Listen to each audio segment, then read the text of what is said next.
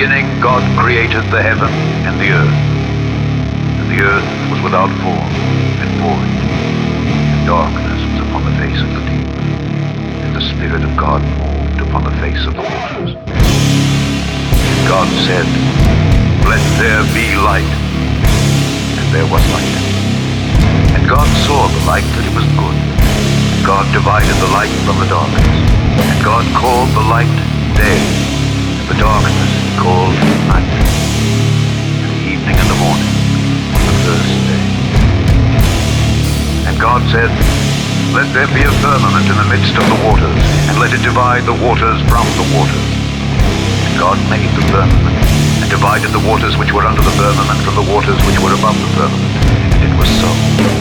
And God called the firmament heaven. And the evening and the morning was the second day. And God said, "Let the waters under the heaven be gathered together unto one place, and let the dry land appear." And it was so.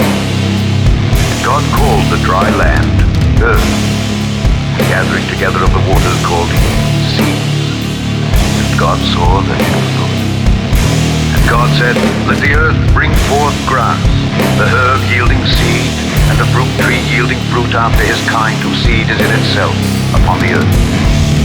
And it was so. And the earth brought forth grass, and herb yielding seed after his kind, and the tree yielding fruit, whose seed was in itself after his kind. And God saw that it was good. And the evening and the morning were the third day. And God said, "Let there be lights in the firmament of the heaven, to divide the day from the night, and let them be for signs, and for seasons, and for days and years. And let them be for lights in the firmament of the heaven, to give light upon the earth." And it was so. And God made two great lights, the greater light to rule the day, and the lesser light to rule the night. He made the stars also. And God set them in the firmament of the heaven, to give light upon the earth, and to rule over the day and over the night, and to divide the light from the darkness. And God saw that it was good. And the evening and the morning were the fourth day. And God said, "Let the waters bring forth abundantly the moving creature that hath life, and fowl that may fly above the earth in the open firmament of heaven." And God created great whales, and every living creature that moveth, which the waters brought forth abundantly after their kind, and every winged fowl after his kind. God saw that it was good. And God blessed them, saying, "Be fruitful and multiply, and fill the waters in the seas, and let fowl multiply in the earth." And the evening and the morning were the fifth day. And God said, "Let the earth bring forth the living creature after his kind, cattle and creeping thing, and beast of the earth after his kind." And it was so. And God made the beast of the earth after his kind, and cattle after their kind, and everything that creepeth upon the earth after his kind. And God saw that it was good. And God said, "Let us make man in our image, after our likeness. And let them have dominion over the fish of the sea, and over the fowl of the air, and over the cattle, and over all the earth, and over every creeping thing that creepeth upon the earth." So God created man in his own image. In the image of God created he, male and female created them. And God blessed them, and God said unto them, "Be fruitful and multiply, and replenish the earth, and subdue it, and have dominion over the fish of the sea, and over the fowl of the air, and over every living thing that moveth upon the earth." And God said, "Behold, I have given you every herb bearing seed which is upon the face of all the earth, and every tree in the which is the fruit of a tree yielding seed. To you it shall be for meat. And to every beast of the earth, and to every fowl of the air, and to everything that creepeth upon the earth, wherein there is life, I have given every green herb for meat." And it was so. And God saw everything that he had made, and behold, it was very good. Evening and the morning, the sixth day. Thus the heavens and the earth were finished, and all the host of them. And on the seventh day God ended his work which he had made, and he rested on the seventh day from all his work which he had made. And God blessed the seventh day and sanctified it, because in it he had rested from all his work which God created and made. These are the generations of the heavens and of the earth when they were created, in the day that the Lord God made the earth and the heavens, and every plant of the field before it was in the earth, and every herb of the field before it grew. For the Lord God had not caused it to rain upon the earth, and there was not a man to till the ground. But there went up a mist from the earth, and watered the whole face of the ground. And the Lord God formed man of the dust of the ground, and breathed into his nostrils the breath of life. Man became a living soul. The Lord God planted a garden eastward in Eden, and there he put the man whom he had formed.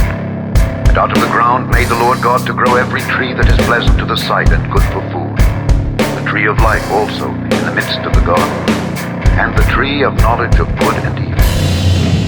And a river went out of Eden to water the garden, and from thence it was parted, and became into four heads. The name of the first is Pison. That is it which compasseth the whole land of Havilah, where there is gold. The gold of that land is good. There is Bdellium, the onyx stone. And the name of the second river is Gihon. The same is it that compasseth the whole land of Ethiopia. And the name of the third river is Hiddekel. That is it which goeth toward the east of Assyria. And the fourth river is Euphrates. And the Lord God took the man, and put him into the garden of Eden, to dress it and to eat. And the Lord God commanded the man, saying, Of every tree of the garden thou mayest freely eat, but of the tree of the knowledge of good and evil thou shalt not eat of it. For in the day that thou eatest thereof, thou shalt surely die. And the Lord God said, It is not good that the man should be alone. I will make him an help meet for him. And out of the ground the Lord God formed every beast of the field and every fowl of the air, and brought them unto Adam to see what he would call them. And whatsoever Adam called every living creature, that was the name thereof. And Adam gave names to all cattle, and to the fowl of the air, to every beast of the field. But for Adam there was not found an help meet for him. The Lord God caused a deep sleep to fall upon Adam, and he slept. And he took one of his ribs, closed up the flesh instead thereof, and the rib which the Lord God had taken from man made he a woman, and brought her unto the man. And Adam said, This is now bone of my bones, and flesh of my flesh. She shall be called woman, because she was taken out of man. Therefore shall a man leave his father and his mother, and shall cleave unto his wife, and they shall be one flesh. And they were both naked, the man and his wife, and were not ashamed.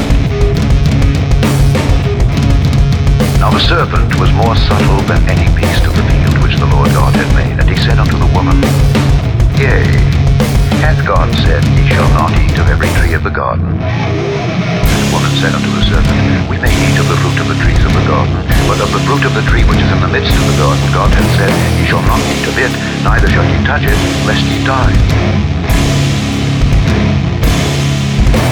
The serpent said unto the woman, Ye shall not surely die. For God doth know that in the day ye eat thereof, then your eyes shall be opened, and ye shall be as gods, knowing good and evil. And when the woman saw that the tree was good for food, and that it was pleasant to the eyes, and a tree to be desired to make one wise, she took of the fruit thereof, and did eat, and gave also unto her husband with her, and he did eat. The eyes of them both were open. They knew that they were naked. They sewed fig leaves together and made themselves aprons. And they heard the voice of the Lord God walking in the garden in the cool of the day. And Adam and his wife hid themselves from the presence of the Lord God amongst the trees of the garden. And the Lord God called unto Adam and said unto him, Where art thou? And he said, I heard thy voice in the garden, and I was afraid because I was naked, and I hid myself. And he said, Who told thee that thou wast naked? Hast thou eaten of the tree whereof I commanded thee that thou shouldest not eat? And the man said, The woman thou gavest to be with me, she gave me of the tree, and I did eat. The Lord God said unto the woman, What is this that thou hast done? And the woman said, The serpent beguiled me, and I did eat. And the Lord God said unto the serpent, Because thou hast done this, thou art cursed above all cattle and above every beast of the field. Upon thy belly shalt thou go, and dust shalt thou eat all the days of thy life. And I will put enmity between thee and the woman, and between thy seed and her seed.